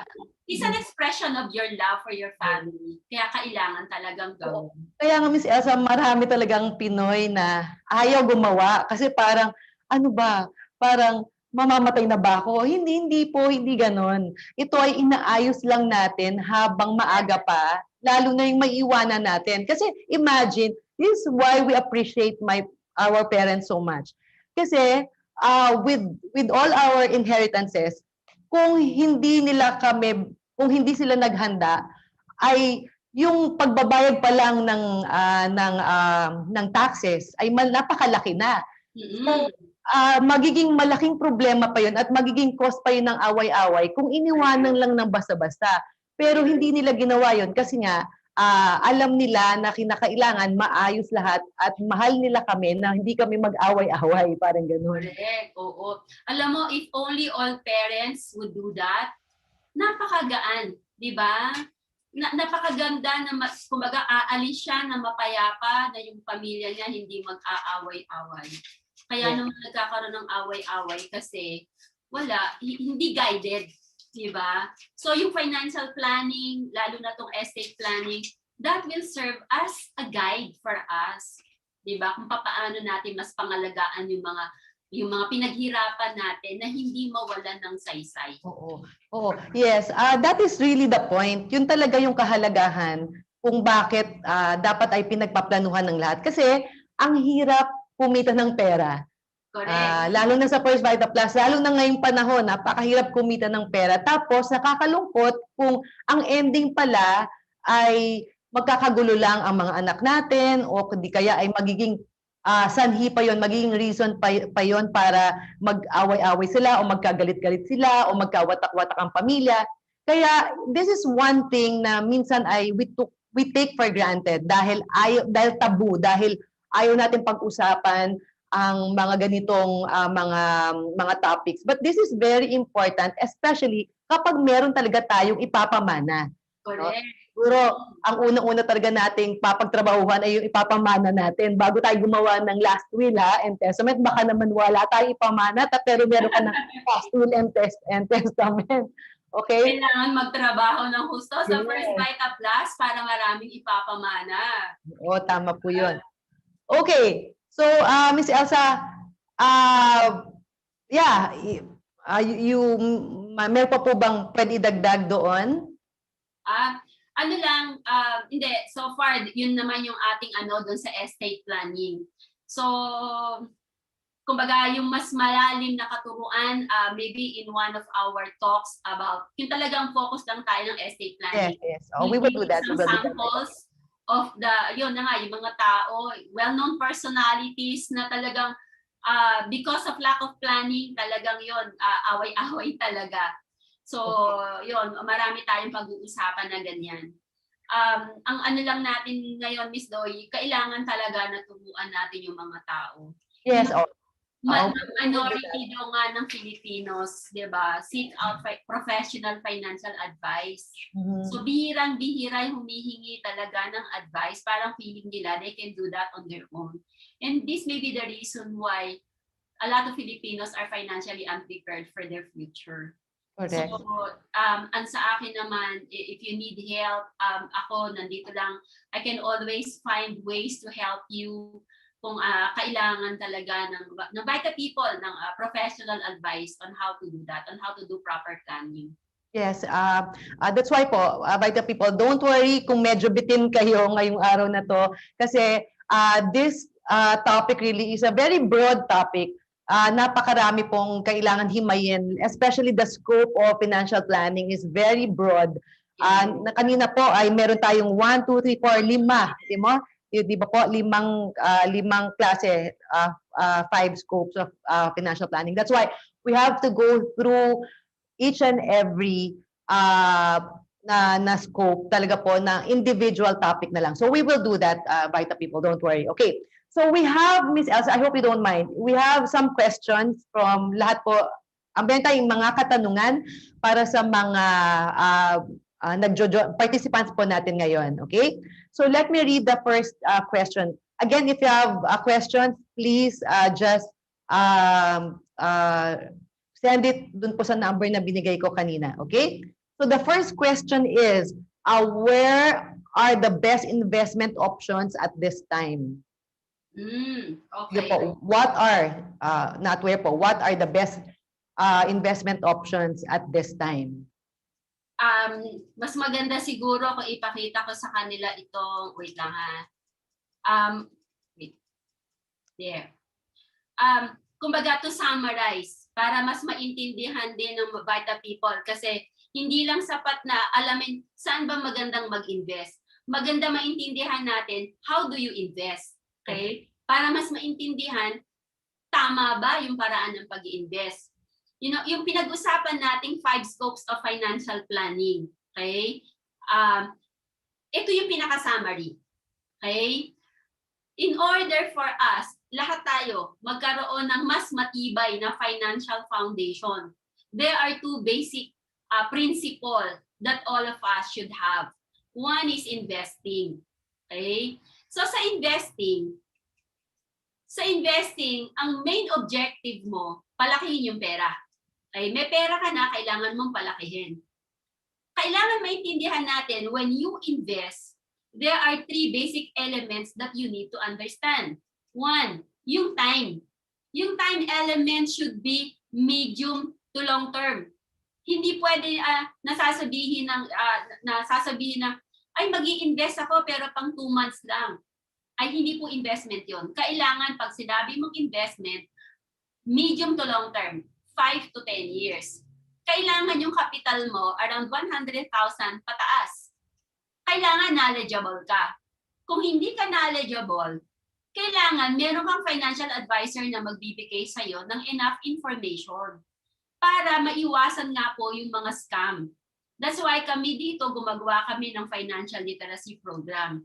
Now, you are given options. Ito yung tanong niya. Ano option? Pwede mo ilagay yan sa bangko pero hindi kumikita. Mababa pa sa inflation rate ang pwedeng kitain. So, one very practical option is through bonds and equities. Ito yung mga variable investments. Okay? So, marami naman po yan. Pagka ganitong klase ng investment, mayroon ding risk. Okay? So, hindi naman ito laging kumikita lang. Meron talaga din siyang risk. Ano yung risk? Meron ho siyang fluctuation. So, pag sinabi yung market fluctuation, ayan ho siya. Minsan tataas, minsan bababa, akyat, baba. Kaya nga, importante na 5 to 10 years ang iyong time frame. Para kahit bumaba, umakyat, hindi ka nagwo-worry. So yun po yung prinsipyo ng investing. The other one, sabi ko nga sa inyo, 2 principles for us to have a strong financial foundation. The other one is insuring. Sa insuring, this is the most affordable way to create money. Magki-create ka ngayon ng pera to make sure fund is available when you need it most. Kailan ba natin kailangan ng higit ng pera? Pag nagkasakit. Pag nagkasakit at ang pera mo lang nasa investing, ubos yun. Pero kung ang pera mo meron sa investing, meron sa insuring, pag dumating yung time na nangyari yan, na nagkasakit, di ba? Immediately available, may pera. Now, halimbawa naman, dahil sa sakit o because of accident na disabled, kung meron itong principle of insuring, immediately, may pera din na gagamitin. Ito yung sinasabi natin na kapag, lalo na sa panahon ngayon ng pandemic, hindi natin alam, di ba? Pero kung ikaw meron ka nitong principle na to ng insuring, available agad-agad. Okay? O paano naman pag nagkaroon ng emergency? Katulad ng isang kaibigan namin, isang kliyente na nagkaroon ng emergency, nawalan ng trabaho because of pandemic. Dahil meron siya nito, easily we were able to get 500,000 from that policy. So nagamit niya para sa emergency needs niya. Now, paano pag nangyari na na-goodbye? Finish or not finish, sabi ni Lord, pass your paper. Paano maiiwan? Pag meron nitong insuring, may maiiwan sa pamilya. So halimbawa, kumuha ka 10 million o immediately may 10 million yung pamilya. Diba? Konti lang iyak niya, diba? Kasi marami siyang pera. So, of course, gusto natin na hindi naman magkasakit, hindi ma-disabled, hindi magkaroon ng emergency, hindi rin naman mawala. Pag yun hindi nangyari, ito siguradong mangyayari na ikaw magre-retire. Pag ikaw nag-retire, at meron ka nitong principle na to, may pera ka pagdating mo ng retirement. Kung dito sa kabila, kailangan mo ng malaking halaga at kailangan mo 5 to 10 years, dito sa insuring, immediately available. So, importante po ito. immediately available. Pag nagkasakit, pag na-disabled, nagkaroon ng emergency, na-dead, immediately available. Doon sa kabila, kailangan mo malaking halaga. Pero dito, sa insuring, pwede ka 5,000 every month. Depende sa'yo kung magkano ang gusto mo. Kahit nga 3,000, halimbawa, gusto mo yung pati anak mo, bigyan mo. 3,000 may mararating. So, depende kung magkano. Okay? Now, diyan sa insuring na yan, irregardless, dito kay investing, may fluctuation pa yan eh. Depende yan sa market movement. Depende yan sa takbo ng investment. Pero sa insuring, whatever is your benefit, immediately available, and that's guaranteed. So in order for us to have a strong financial foundation, dapat po talaga yung dalawa. Kung hindi kakayanin si investing at this time, magsimula muna yung mga iba dyan, magsimula muna kayo kahit dun sa insuring. Kasi kapag nagsimula kayo dyan, you have the peace of mind. Kung magkasakit, may pagkukunan. Kung na-disabled, may pagkukunan. Diba? O pag na-dead, may pagkukunan ang pamilya. At hindi kailangan ng malaking halaga to have that. So, yun, yung sinasabi. Kumbaga, kaya hindi ako nagbigay ng isang direction lang na saan pwedeng mag-invest. Kasi kailangan maintindihan po natin, Vita People, sa ano yung mga dapat nating maintindihan patungkol sa pag-invest. At ano din yung mga impormasyon na importante para masabi natin na pag dumating yung ganitong problema, ayan, may available funds para sa iyo. Yun, Okay. Ms. Doyi. Okay, thank you so much, Ms. Elsa. Okay, ang siguro ako naman, if you're gonna, kung ako po ay tatanungin nyo, Vita People, ganito, anong, siguro, yung iba ang inaasahan na sagot ay another business. Okay, kung ako po ang tatanungin ay hindi rin po yun ang isasagot ko. Kasi ang negosyo mo ay First Vita Plus na. Correct. Lalo na ngayon, na napakahirap po magnegosyo ngayon dahil nga sa sitwasyon. Walang kasiguraduhan, no? Hindi tayo sure. So, tama rin po yung direksyon na gagawin ko kung gusto ko po na palaguin ang aking pera. So, investment, meaning sa bonds, hindi po sa another business. Okay? Hindi po yun ang gagawin ko. Kasi ganito, normally, ang pagkakamali po ng iba, may negosyo ka na, First Vita Plus, kumikita ka ng maganda, let's say 30,000 a week. So that's still 120,000 a month. Or depende po kasi, or 100,000 a week. So that's 400,000 a month, no? Tapos ay bubukasan naman ng ibang negosyo na hindi pa naman sure kung yun ay magiging successful o hindi. Ang nagiging ending, yung nasa-save niya o nakukuha niya sa First Vita Plus every week ay nasasayang lang. O minsan nga po ay nauubos lang dahil sa pangalawang negosyo na binuksan. So therefore, ang advice ko rin is the same. That if you are already earning with your business, kasi po, akala natin ang First Vita Plus ay hindi negosyo. Ito ay negosyo mo. Yes. So you are earning money from it every week, every Friday.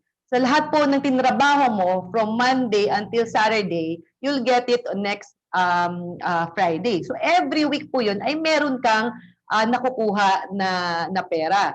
Kaya ang dapat gawin po ay i-secure na siya. So dalawa, tama. The foundation para po maging financially sound, okay, is that you have a very good foundation. And that is correct, investment and insuring. Kasi ito po yung dalawang bagay na, okay, alam mo po, sa investment, ikaw po ay mag-i-invest sa mga korporasyon ng ibang tao. Okay? Bonds, for example. Ako personally, I only invest, meaning I only put my money on bonds and shares. Okay? Bumibili po ako shares and bonds ng mga top 10 corporations in the Philippines. Doon ko lang po nilalagay yung perang pinaghihirapan ko. Kasi para po sa akin, yun po ay sigurado. Okay? But it is really a long-term thing. Hindi po yung kailangan ko in 2 months time. Hindi po ganun ang pag-i-invest. Ang investment would be like minimum really of 5 years and above. Kung kailan po nyo kinakailangan, mas mahabang panahon, syempre po, mas malaki po ang magiging return. But tama po, fluctuating siya. Hindi naman po ibig sabihin ay palagi na lang na maganda po ang magiging interest rate, ganyan. Sa merkado, sa market, bumababa rin po siya. O kaya nga po kinakailangan nyo ng window na 5 to 10 years para po meron pa rin time to recover if ever. Okay? So, and then insuring, tama po yun. Kinakailangan po, we have to make sure na kahit naman po anong mangyari, meron po tayong mga policy na i-cover tayo. Lalo na po ngayon, may mga policy po na, dati po, yung insurance is insurance only. Ngayon po, nag-iba na rin, nag-evolve na rin yung insurance company. Siguro po, nakita nila na maraming takot din na tao na magpa-insure kasi yun na naman, akala nila mamamatay na sila pag may insurance sila. Okay? So, ito po ay ginawa na nilang both medical, di ba po, coverage, and insurance, and life. So, may mga ganyan na. So, siguro po, ay pipili na lang po tayo kung, depende po sa budget din natin, at depende rin kung kanino natin ibibigay yung pera natin. So, these two, but we really need a financial advisor. Ibig sabihin po, kinakailangan po natin, lalo na po kung hindi po tayo masyadong nakakaintindi kung ano po yung bond, ano ba yung shares, ano ba yung mga ino-offer na treasury bonds, ganyan, iba-iba po. So, kung hindi po natin naiintindihan, kinakailangan po talaga tayo magpaturo. Okay? So, yeah, pareho rin po yung take ko on that. Not to open another business that will, okay, depende po to ha, depende rin sa tao. Ako lang po ito lang po yung opinion ko. If we are already making money from our business, which is First Vita Plus, okay, then put your money on another, okay, which is, yun nga po, sa investing and insuring. Parang ganyan. Yun. So, tama si Miss Doyi eh. For some people, ang ganda na ng kinikita sa First Vita Plus. Nakakatakot po na mag-iisip pa kayo ng panibagong business, lalo na ngayong pandemic. Ang daming negosyo nga na nagsara, di ba? So, at wala ding assurance na mababawi nyo agad yung puhunan. So, mas maganda na palaguin ang business ng First Vita Plus, and then from there, yun, yung dalawang principle ho na yun, very important po yun. And I'm sure, mas magiging matatag. Siguro, ang investing din sa akin ngayon is, kung ano po yung kinikita ninyo sa First Vita Plus, you can also invest it in real estate. Lalo na po kapag pre-selling pa yung property. Pumili rin po kayo ng mga reputable na mga kapartner nyo kasi siya po ang magiging partner nyo ng pera mo. Sa kanya mo ibibigay yung pera mo. So, make sure na reputable yung mga properties na investan mo. Let's say a condominium or a lot na pre-selling pa. Okay? Bago po matapos yung project, halimbawa 5 years, so bayad ka na. Halimbawa kasi hulug-hulugan mo yon, o mag-appreciate na po yung lupa na yun o yung condo na yun, mag-appreciate na. So, kumita ka na doon. Tapos pagkatapos po nun, meron po akong kakilala mga Vita people na nakapag-invest sa mga condominium. Ngayon po ay pinapa-Airbnb o pinaupahan ng long term, short term. So, doon po ay kumikita na yung nagkakaroon ka na ng additional income, okay, negosyo over your First Vita Plus na money, okay. Tapos po, sa iyo pa rin yung asset. Sa iyo pa rin yung property na yun. Na kung sakasakaling in the future gusto mong ibenta, mas mataas na ang magiging value niya kaysa sa pagkabili mo. Lalo na po pagka pre-selling, ibig sabihin po ay habang ginagawa pa lang yung project ay binibili mo na kasi hulugan naman yun. Okay? May mga flexi term pa yan na tinatawag. Okay? Lalo na po ngayon, buyer's market ngayon. Kung may additional na pera ka, ibig sabihin po ng buyer's market ay maganda po sa mga bumibili ang market ngayon. Kasi nga po ay bagsak nga po ang real estate, bagsak halos lahat ng negosyo. So ibig sabihin po ay talagang napakarami pong binibigay na pabor sa mga bumibili ngayon. Okay? So if you have extra money from your First Vita Plus na income, lagay mo sa talagang siguradong 5 years, 10 years ay talagang mahahawakan mo yung pera mo at kikita pa yung pera mo. Okay? Yun. Napakaganda na naging discussion, Miss Doyi. Okay. Miss Elsa, you're okay pa for more questions? Siguro po we have 4 more questions. Sure. Kung okay lang po. Okay. Ang tanong ko dito is a car or house an asset or liability?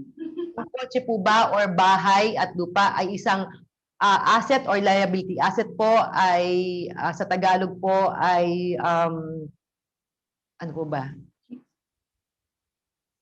Pag-aari. Pag-aari, okay, or liability yung pagkakautang, tama po ba? Sa Tagalog. Okay. So yun po yung tanong. Actually, alam mo, for some people kasi, kumuha ng pagkalaki-laki na bahay na ngayon nagkakaproblema on how to pay it. So, like, I know some people, like, yung anak ko kasi, he's working in airlines. So, marami siyang mga kasamahan na dahil mga piloto, so alam nila o kaya ang income nila, so kumuha sila, nangutang sila sa housing loan. Like yung isang friend niya nangutang ng 24 million. And he is paying, he is paying 189,000 every month. Eh biglang, ano naman na nangyari sa airlines, di ba? So wala silang trabaho, walang flight. So nagkakaproblema siya ngayon. Paano niya babayaran? In fact, hindi na niya kayang bayaran. So, kayo na rin magsabi, ang bahay ba liability? Di ba? So, medyo mabigat. Kapag ka hindi ho income generating, it's a liability. Okay? So, kumbaga, pagka doon ho natin ilalagay yung pera, isipin din ho natin, if you have extra, fine, go for it. Pero yung ipapangutang mo, tapos hindi mo alam sasapat ba yung kikitain mo para dun sa babayaran mo na yun, medyo kailangan din mag-isip. Minsan, like there was one time, meron nung nag-consult sa akin, nag-early retirement siya, timanggap siya ng 4 million. Out of the 4 million, tinanong ko, ano mga plano mo? Only to find out, 3 million ibibili niya ng bagong bahay. So sabi ko sa kanya, bibili mo ng bagong bahay ang 3 million, nag-early retirement ka, and you're only 52 now. Bago ka pa dumating sa age 65, hindi mo kakasya yung 1 milyon na natitira. Pag ikaw nagkasakit, lalong hindi nakakasya yung pera na yan. So sabi ko, parang hindi tama na yung bulk ng tinanggap mo ay napunta lang dun sa bahay. Una, hindi income generating yon. So magiging problema mo yan in the future. So yung mga ganong bagay, kumbaga, marami kasi dyan sa mga tao na kapag ka humawak ng malaking pera, talagang bonggang-bongga yung bahay. So, medyo alalay lang muna. Pag talagang sobrang okay na yung financial status, then go for it. But in the meantime, lagay lang muna tayo dun sa kung ano yung kaya. Kasi hindi natin alam, baka babya katulad nung office mate nung anak ko na imagine mo, 24 million ni loan. Kasi alam niya, hindi, piloto ako, maganda kita ko. Biglang nawala ang airlines. Diba? So, yun. So, ingat din ho tayo pagdating dun sa sa paglalagyan natin ng pera katulad ng gano'n. Oo. Siguro talagang case to case talaga, no? Or depende talaga sa kakayanan. Correct. Kakayanan ng tao kung ang isang kotse ba ay magiging asset, pag-aari mo, o ito ba ay maging liability, pananagutan mo. So yun ay depende kung saan ka nanggagaling. Depende rin kung magkano ang iyong kinikita every week, every month dito sa First Vita Plus. So kung sasabihin natin na ang kinikita mo naman ay sapat para bumili ka ng kotse na magagamit mo talaga sa pang negosyo natin sa First Vita Plus, why not?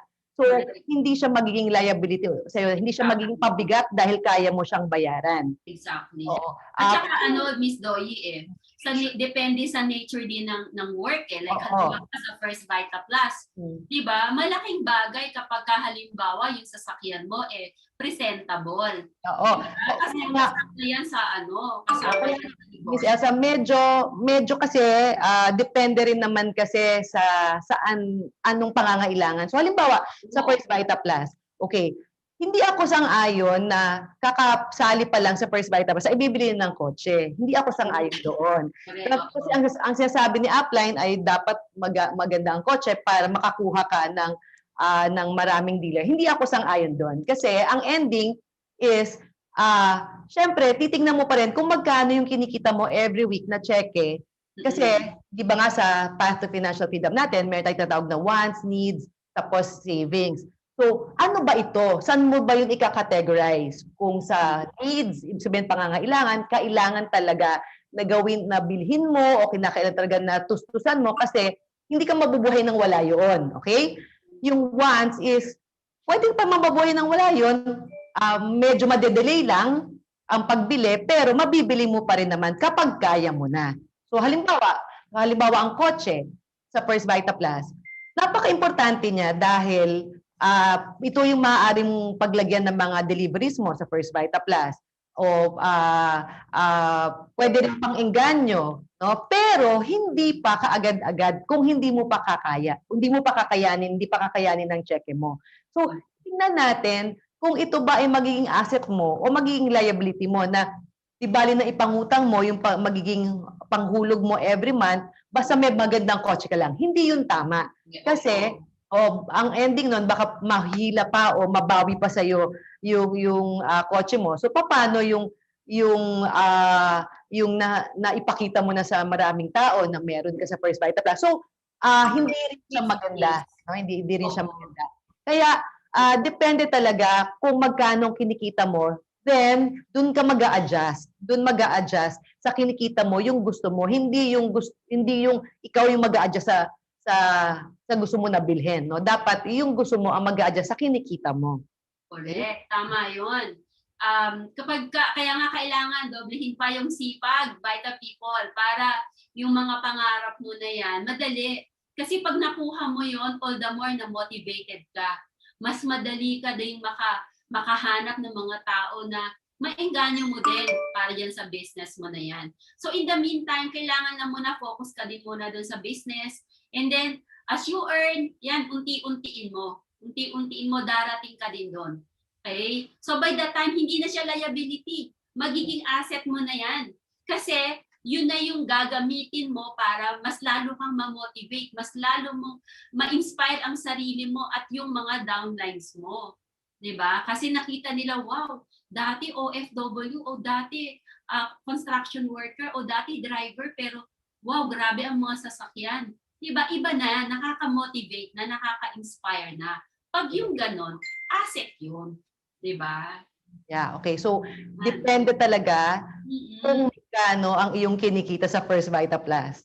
At kung ano yung mga lalagyan mo, yung mga assets na gusto mo o magiging liability ba siya or hindi. Okay? Yeah. So, Ms. Elsa, when is the right time to transfer properties to children? Actually, alam mo, I don't recommend it right away. Why? You know, I have this real story. Ito, true story ito. Mag-asawa. Okay? Ang sabi nung ama, iisa lang naman ng anak natin, ilipat na natin sa kanya yung mga ari-arian natin.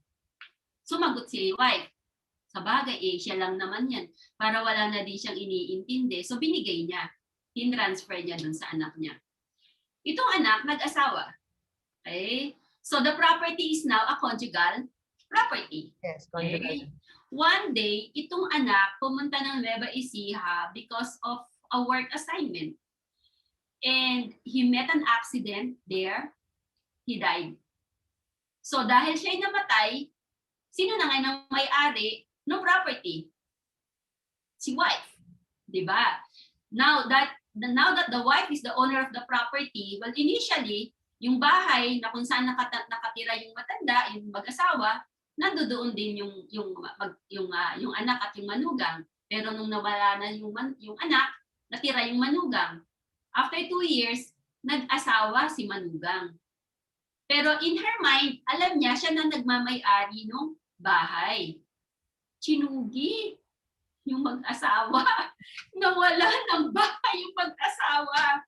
So, depende talaga Parang it's not really, it's not advisable na sa ngayon pa lang, ibigay mo na. Sa ngayon. Okay lang din yun if you have so much. Pero mag-iwan ka sa sarili mo para in the event na walang lumingak sa'yo, may pagkukunan ka pa rin.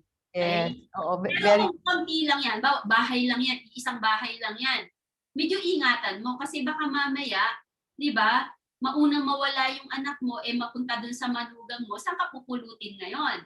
But if you have so much, as in talagang sobrang dami na ng iyong mga ari-arian, at parang mas masaya ka na ibigay na lang ito sa mga anak mo kasi hindi ka naman magmumukhang kawawa, marami pa rin maiiwan sa'yo, then fine, okay lang yun na i-transfer.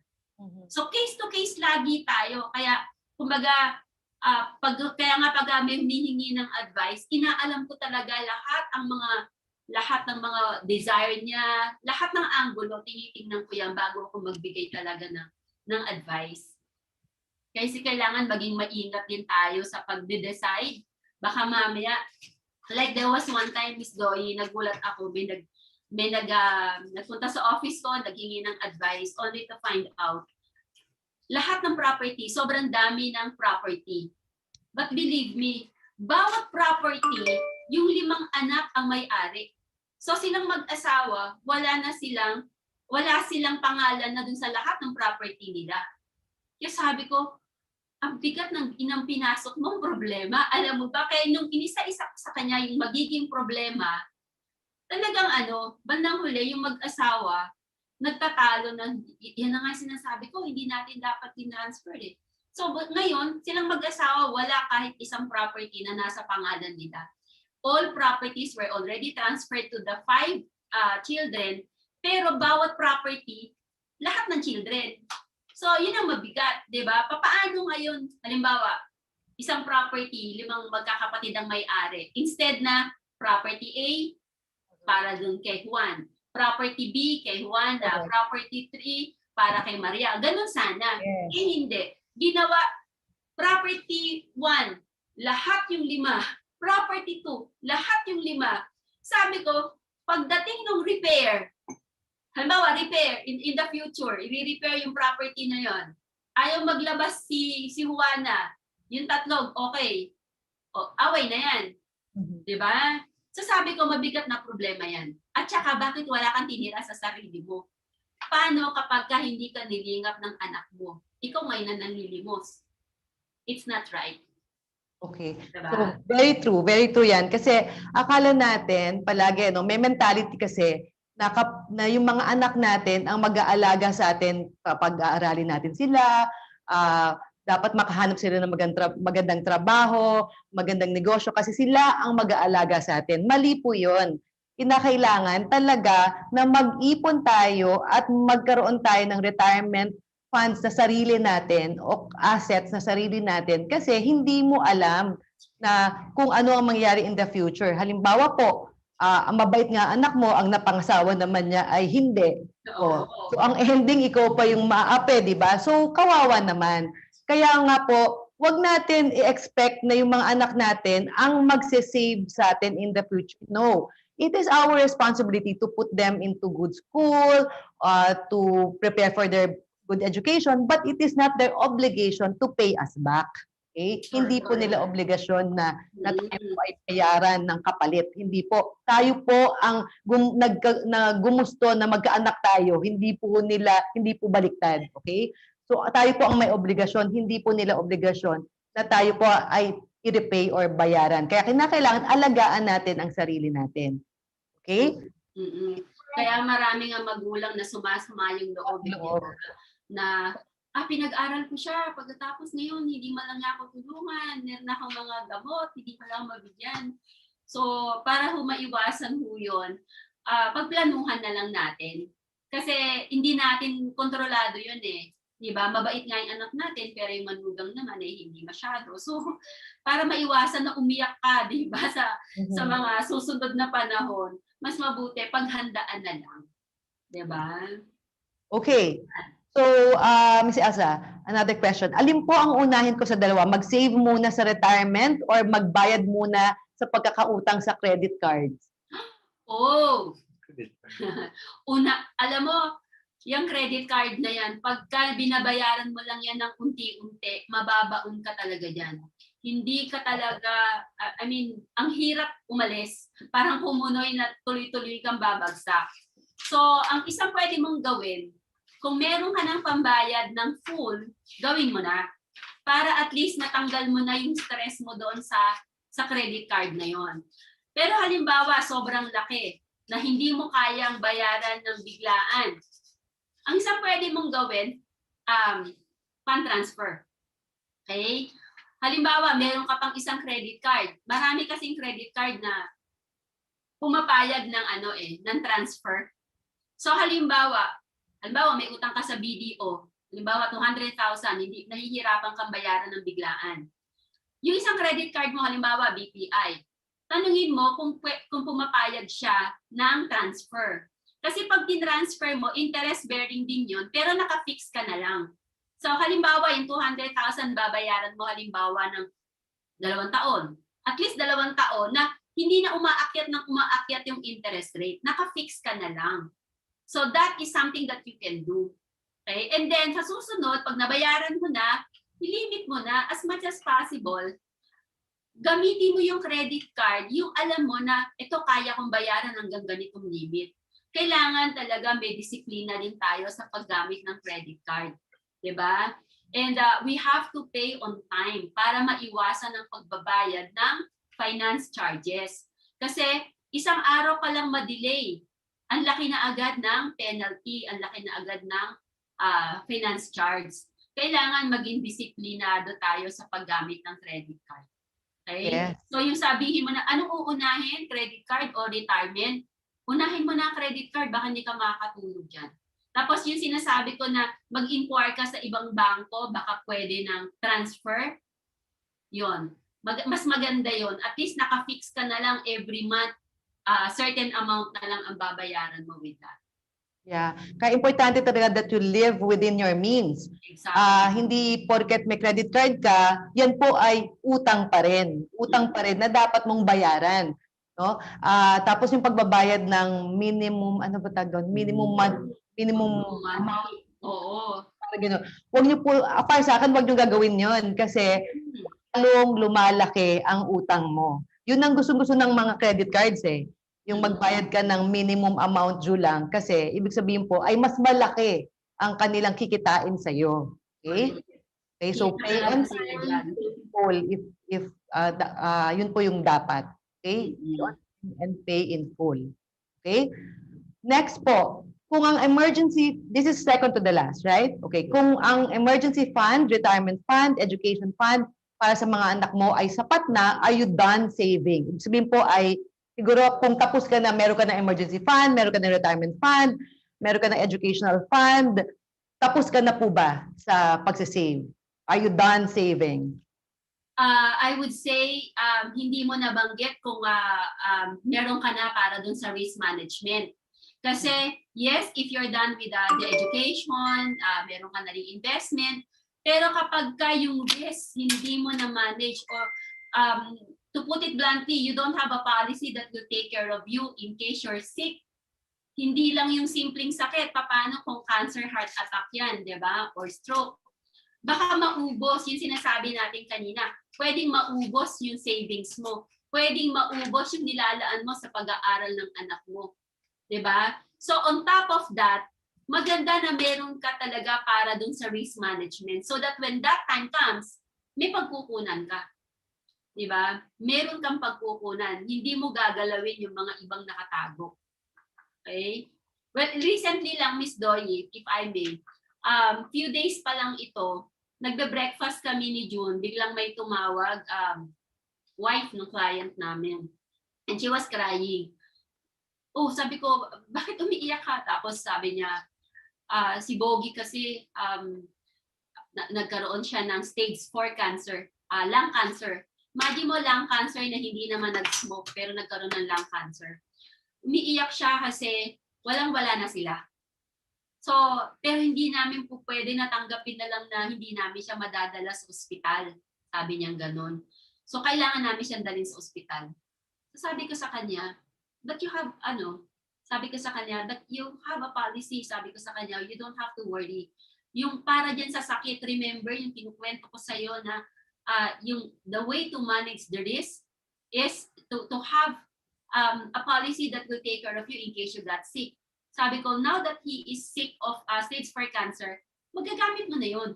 So, in short, pinadala ko sa kanya lahat ng documents, ibalik mo agad yan sa akin bukas, sabi ko sa kanya. Kasi kailangan, habang nandoon sa ospital si Bogie, na po-process na natin para magamit ninyo. And true enough, napadala niya agad sa akin, and we were able to file the claim. And then, yun, nagamit talaga sa medical. So, lesser ang problema. So, imagine mo kung wala kang pagkukunan na gano'n, saan niya kukunin? Di ba? So, ganun po ka-importante yun. Kaya nga kailangan yung lahat ng yung lahat ng scopes, di ba? Mas maganda yung lahat ng scopes na yon magawa natin. Pag yun nagawa na natin, talagang, I would say, napakapayapa, naging napakaayos. At kahit umalis ka sa mundong ito, di ba, your children will not be have problem. Magiging maayos ang lahat. Yes, very true. Kung yung 5 scopes po ng financial planning ay nagawa natin, then very peaceful na yung existence mo dito sa mundo. Okay. So last question, Miss Elsa. Magkano po ba ang kailangan itabi para sa retirement? Okay. Ay, maganda yan pag-usapan din natin separately. You know why? Kasi may computation yan, Vita people. Para malaman natin magkano kakailanganin mo na retirement fund by the time you retire. We need to know magkano yung income mo, magkano expenses mo, and then we can compute for that. Okay? Pwede rin naman na sabihin mo na, Miss Elsa, ang kailangan ko by the time na magre-retire, dapat meron na akong 10 million. So we can compute magkano kailangan mong i-save ngayon so that by that time. So you can work backwards, right? Yes, pwede yun. Pero kailangan ho yan talaga, may kumbaga, pinag-uusapan. Hindi, kasi yung ngayon ho, very general eh. So, kailangan pag-uusapan yan talaga na, yung halimbawa, kung sino man yung nagtanong, let me know. Tuturuan kita, paano mo yan malalaman, paano mo yan i-compute.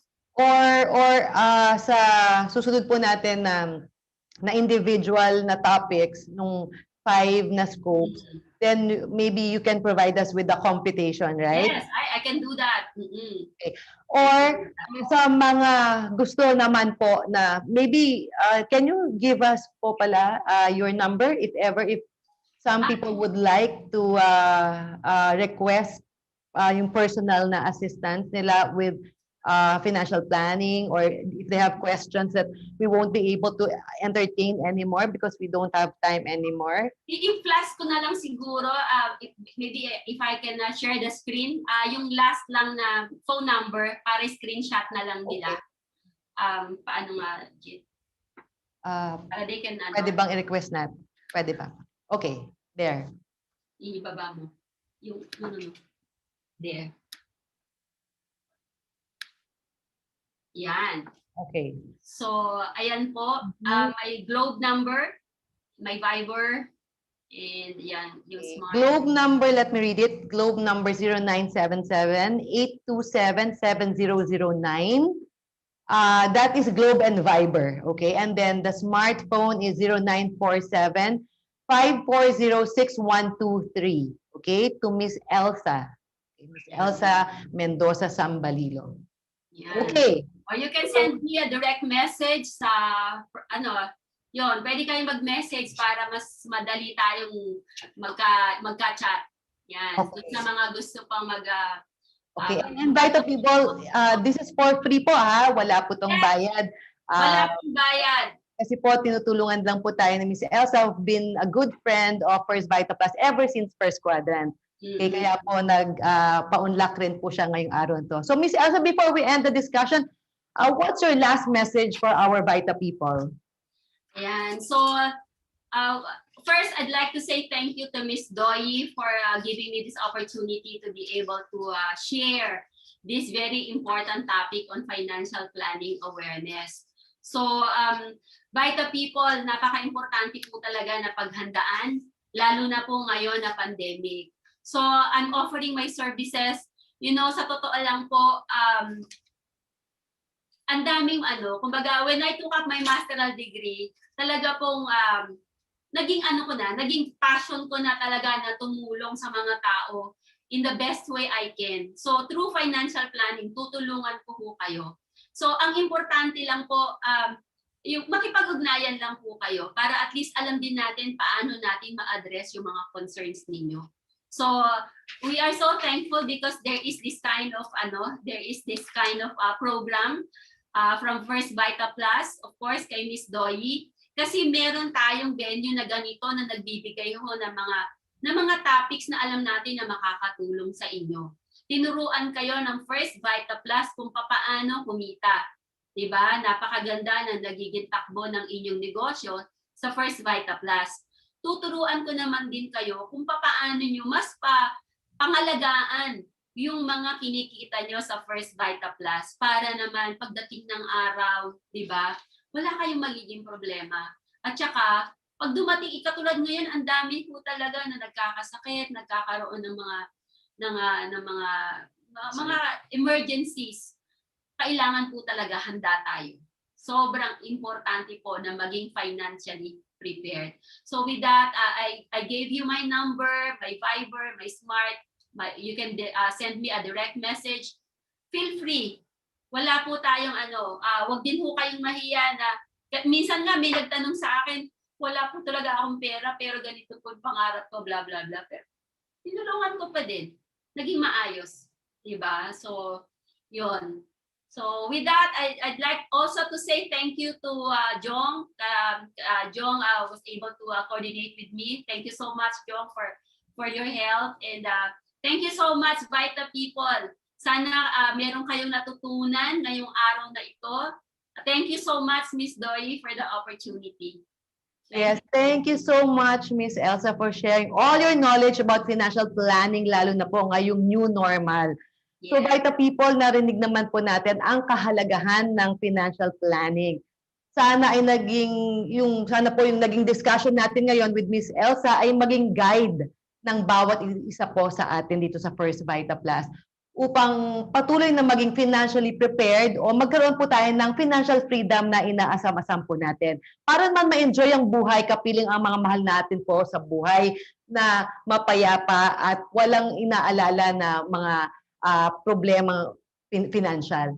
So makikita-kita po tayong muli, Vita people, sa July 14, 2021, 3 p.m. po, dito pa rin sa ating Vita Zoom for another Doyi Talks entitled Back to the Future with my guest, Mr. Jopet Pedroso, a premier workshop facilitator, coach, mentor, and MLM guru. Okay, mag-message lang po sa ating official Facebook page para sa Vita Zoom meeting ID at password. And this is good for the first 1,000 participants only. Pero wala naman pong problema sa Vita people kasi nag-watch party nga po tayo. So, there you have it. See you. That is on July 14. Don't miss it kasi po, isa pong MLM guru po ang ating guest on that day. And of course, Vita people, 8 days na lang till our 19th mid-year anniversary celebration entitled The Next Level. Okay? That's on July 8, 2021, Thursday. That is Thursday, 4 p.m. live via Facebook. Okay? So see you there, Vita people.